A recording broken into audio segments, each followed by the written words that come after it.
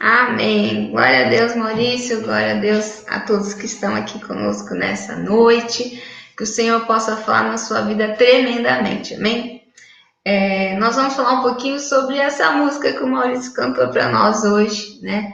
Que fala um pouquinho sobre o que Elias passou lá há muitos anos atrás, né? Que vai falar um pouquinho sobre a chuva que o Senhor derramou sobre aquela terra naquele tempo, né? Então vamos falar um pouquinho sobre um dos milagres de Elias. E eu intitulei essa palavra de hoje como Eu Vejo uma Pequena Nuvem. Amém? Eu vejo uma esperança, né? Isso que nós sempre temos que ver como cristãos, né? Esperança.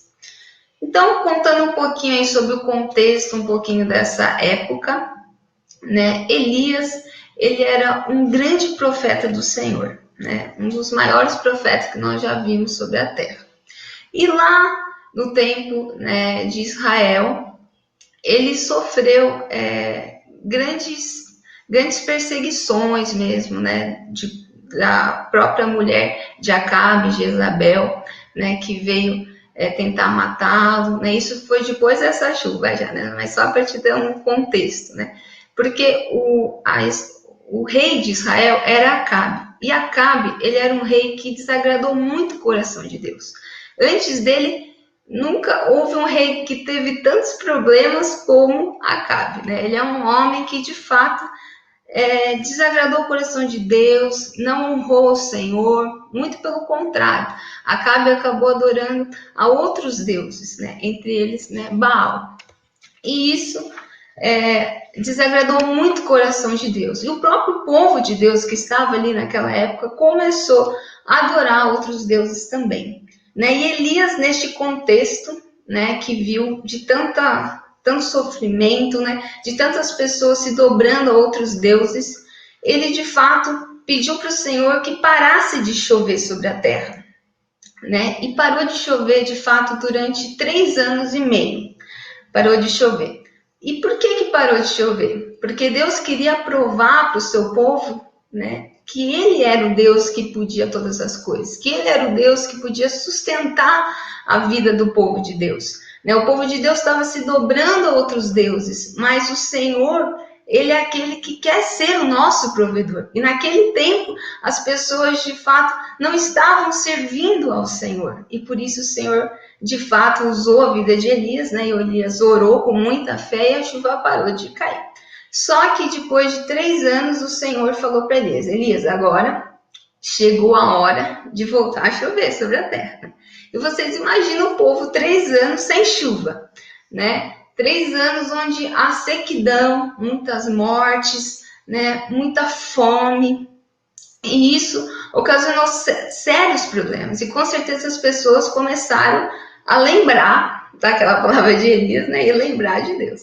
Tanto que Acabe, quando vai receber Elias, que quando Deus falou para ele, Elias, chegou a hora de você orar, né? E de fato voltar a chover, você vai lá procurar Acabe. E Acabe, quando ele viu Elias, ele disse assim, lá em 1 Reis 18, versículo 17. É você mesmo o perturbador de Israel, ele falou para Elias, né? Porque ele procurou Elias em todo o reino, né? Desesperado, porque foi ele que orou para parar de chover. Só que Elias, quando viu, falou assim: ó, não tenho perturbado Israel. Elias respondeu: mas você e a família do seu pai têm. Vocês abandonaram os mandamentos do Senhor e seguiram os Balaíns, né? Então o povo largou o Senhor. E por isso Elias também orou, né, nesse tempo para que houvesse essa seca. Então a seca foi uma forma que Deus encontrou para mostrar a Acabe e ao povo quem é Deus. Amém? E eu creio que esse é um tempo também que nós estamos vivendo grande sequidão, grande tribulação, mas é um tempo para que todos percebam quem é Deus, amém? Porque é nesse tempo de tribulação que nós nos voltamos para o Senhor. É nesse tempo de tribulação que a gente acaba lembrando de Deus muitas vezes, infelizmente, né? Tanto aqueles que não conhecem o Senhor, como nós cristãos mesmo.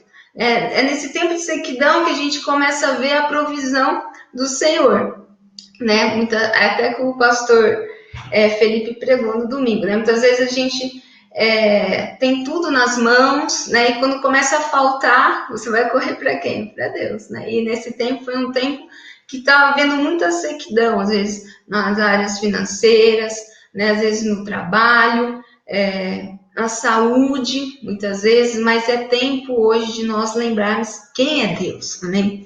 E lá no versículo, em 1 Reis 18, versículo 42, diz assim: então Acabe foi. Só um minutinho, gente. 18, versículo 40, diz assim: então Elias ordenou: prendam os profetas de Baal, não deixe nenhum escapar. Eles os prenderam e Elias os fez descer ao riacho de Quizon e lá os matou.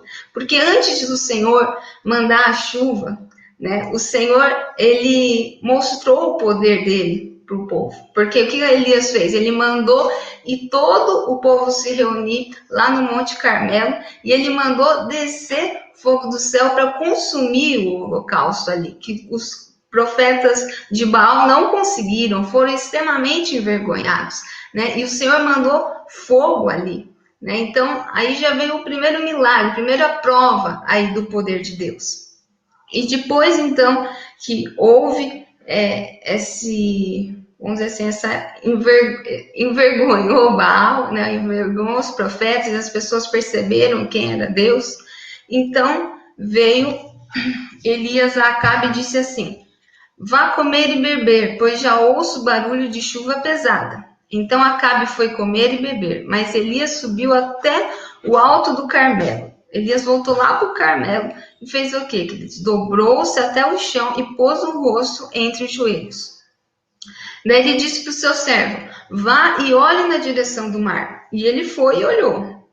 Não há nada lá, disse ele. 7 vezes Elias mandou: volte para ver. Mas na 7ª vez o servo disse: uma nuvem tão pequena quanto a mão de um homem está se levantando do mar. Então Elias disse: vá dizer a Acabe: prepare o seu carro e desça, antes que a chuva o impeça. Enquanto isso, nuvens escuras apareceram no céu, começou a ventar e começou a chover forte. E Acabe partiu de carro para Jezreel. Amém? Então Elias foi, orou ao Senhor e ele disse para o seu moço: vai lá ver, vai ver se tem alguma nuvem no céu. O seu moço foi lá por 7 vezes e não encontrou nada. E muitas vezes nós estamos vivendo um tempo assim, né? A gente pega, ora para o Senhor: Senhor, essa pandemia tem que acabar. E vai, ora e vê, não, ainda não tem nada, né? Vai lá e ora, dá uma olhadinha no jornal para ver se dá uma melhoradinha e nada, não melhora nada. Mas é tempo de nós orarmos, até que o milagre vai vir, amém? Interessante que depois, lá no Novo Testamento, você está com a sua Bíblia aí, abra em Tiago 5, versículo 18. Só vou beber uma aguinha aqui. Diz assim, Tiago 5,15. E a oração feita com fé curará o doente. O Senhor o levantará. E se houver cometido pecados, ele será perdoado. Portanto, confesse os seus pecados uns aos outros e orem uns pelos outros para serem curados. A oração de um justo é poderosa e eficaz. Quantos aqui já ouviram esses versículos, né? Versículos são muito usados na oração. Mas engraçado que a continuação desse versículo vai falar desse grande profeta de Deus, que é Elias. E diz assim, versículo 17: Elias era humano como nós. Olha como que começa esse versículo. Então, eu e você somos iguais, Elias disse. Elias era humano como nós. Ele orou fervorosamente para que não chovesse. E não choveu sobre a terra durante 3 anos e meio.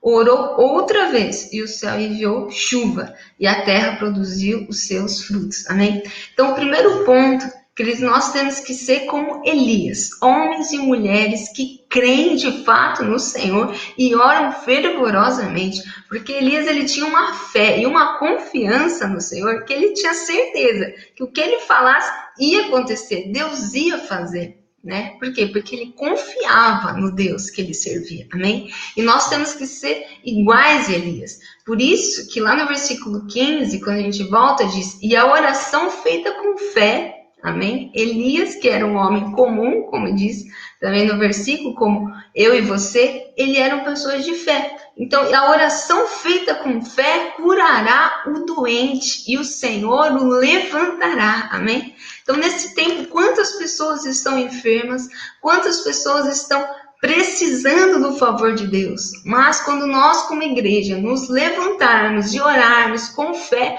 o Senhor curará o doente e o levantará. Glória a Deus. E ainda mais, olha o que continua esse versículo. E se houver cometido pecados, ele será perdoado. Amém? Então, este é um tempo, amado, que o Senhor está mostrando para o seu povo e para aqueles que ainda não o conhecem, que ele é Deus. Amém? Então, por que o Senhor ele quer curar o doente? Porque ele não quer curar apenas o corpo físico desse doente, mas ele quer também trazer o quê? Perdão dos seus pecados, quer trazer o quê? Salvação. Então, este é um tempo de nós estarmos provando da graça de Deus, provando da provisão de Deus, provando dos milagres do Senhor, porque é um tempo que aqueles que ainda não conhecem o Senhor estão tendo a oportunidade de ver quem é Deus, amém? Através das curas, das orações. Né? Minha mãe mesmo tem falado quantas pessoas que vocês têm orado aí na intercessão têm sido curadas, estão saindo de situações assim, de quase morte, né? E por que o Senhor tem curado? Para mostrar que Ele é Deus, amém? E no versículo 16 ainda diz assim: portanto, confesse os seus pecados uns aos outros e orem uns pelos outros para serem curados. Aqui também diz, né? Aqui eu falo uma coisa assim, pode ser também para o não crente, mas é também para nós cristãos, né? Confessar os nossos pecados uns aos outros para nós sermos curados o quê? Curados da nossa alma, amém? Então é um tempo para o Senhor provar que Ele é Deus para aqueles que não o conhecem, mas também é um tempo para o Senhor provar para nós cristãos, né, que muitas vezes está machucado de alma, machucado, sabe, com igreja, muitas vezes cristãos que largaram a casa do Pai. Hoje é dia de você voltar para o Pai. Sabe, queridos, hoje não dá para a gente brincar de ser crente. E é isso que o Senhor quer provar para nós. É tempo de nós voltarmos para Ele. É tempo de nós amarmos o Senhor de todo o nosso coração. É tempo de nós, de fato, sabe, implantarmos o reino de Deus aqui na terra, de todo o nosso coração.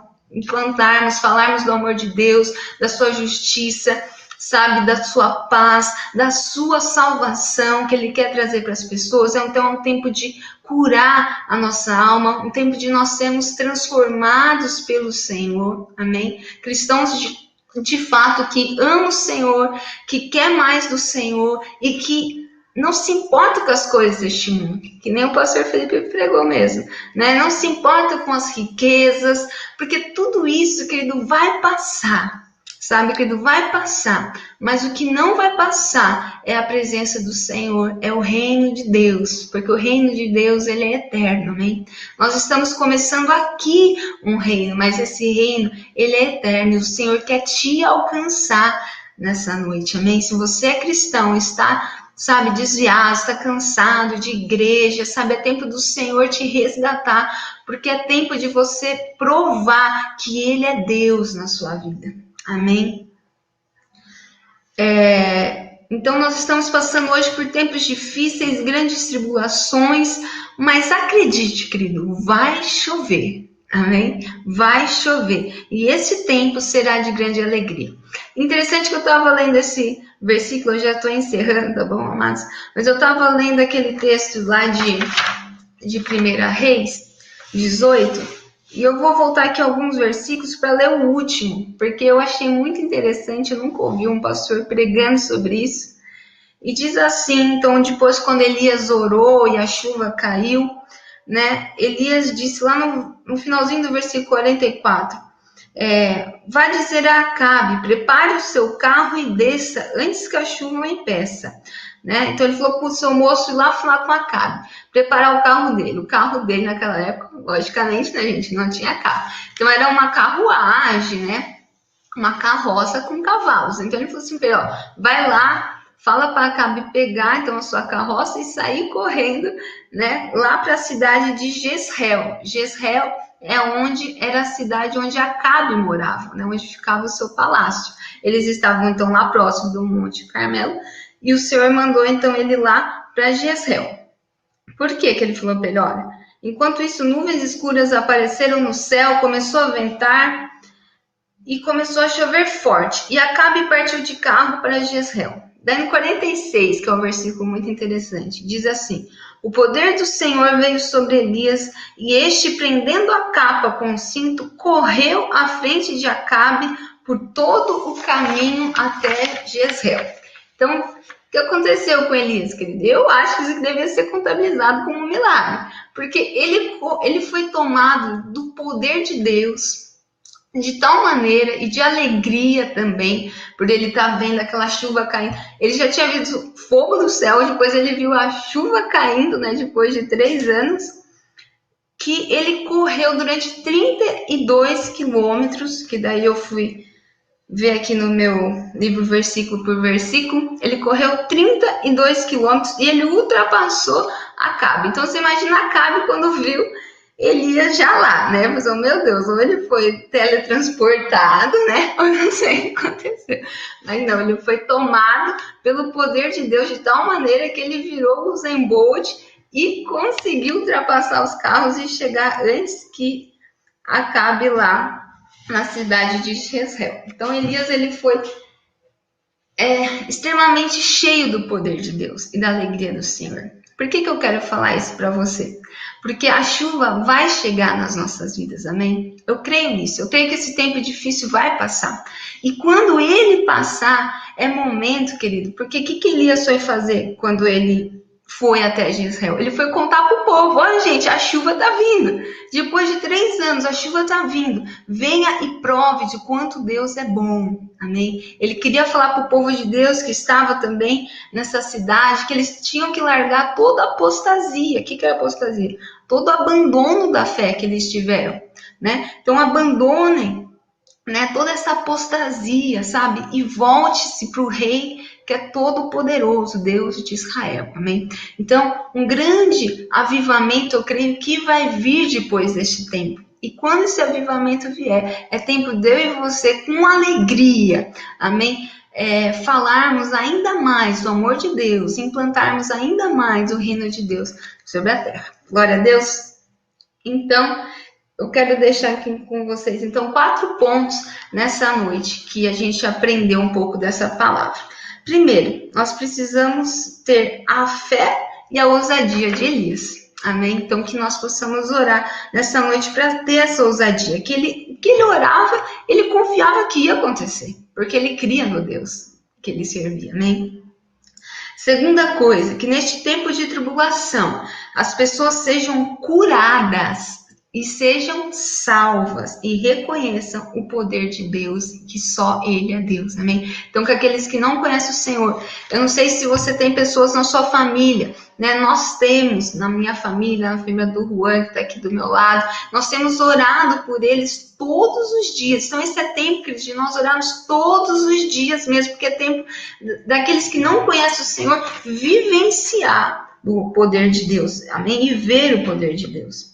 Terceiro ponto, que os cristãos que estavam longe lá do Pai, né, que estavam vivendo uma vida muito sossegada, né, que estavam na igreja, mas estava muito acomodado, sabe, querido, que essa pandemia, sabe, querido, tire nós dessa,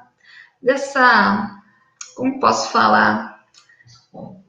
Desconforto, que o Juan tá falando para mim, mas não é desconforto, é desse comodismo, isso mesmo, desse comodismo, sabe, que nós possamos de fato estarmos com o nosso coração totalmente voltados para o Senhor, para o reino de Deus, sabe, que esqueça o reino da terra, sabe, o reino da terra é importante, nós temos que trabalhar, temos que estudar mesmo, temos que casar, ter filhos, mas isso não é tão importante quanto o reino de Deus, amém? O mais importante é o reino de Deus, né? E as demais coisas, né, vão sendo nos acrescentadas, amém? Então, busque em primeiro lugar o reino de Deus.